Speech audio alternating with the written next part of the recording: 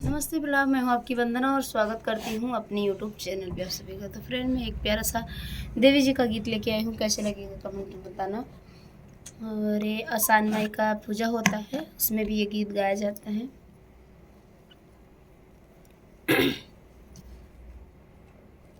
मैया कहवा लगायो बड़ी देर, भवनवा में आवा चली। मैया कहवा लगायो बड़ी देर, भवनवा में आवा चली। आवा चली हो मैया, आवा चली हो, आवा चली हो मैया, आवा चली हो। मैया कहवा लगायो बड़ी देर, भवनवा में आवा चली। मैया कहवा लगायो बड़ी देर, भवनवा में आवा चली। तोहरे बिना मैया मलिया ना आवे, तोहरे बिना मैया मलिया ना आवे।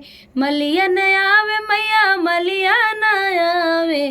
के लियावे गजरा तोहार, के लियावे गजरा तोहार, भवनवा में आवा चली। मैया के लियावे गजरा तोहार, भवनवा में आवा चली। मैया कहवा लगायो बड़ी देर, भवनवा में आवा चली।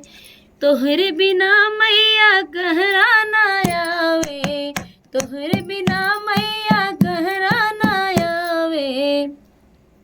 कहरा न आवे मैया, कहरा न आवे। मैया के लियावे कलसा तोहार, भवनवा में आवा चली।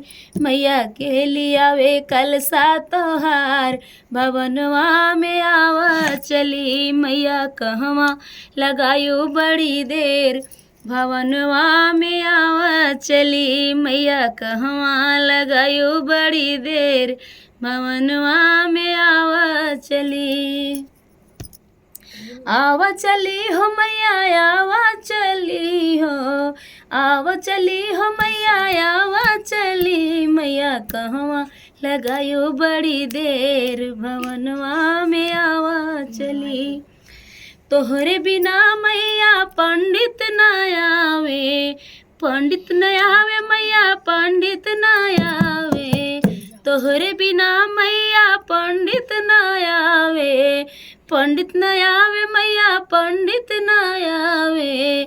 मैया के करावे पूजवा तोहार, मैया के बाँचै पोथिया तोहार, भवनवा में आवा चली। मैया के बाँचै पोथिया तोहार, भवनवा में आवा चली। मैया कहवा लगायो बड़ी देर, भवनवा में आवा चली। मैया कहवा लगायो बड़ी देर, भवनवा में आवा चली।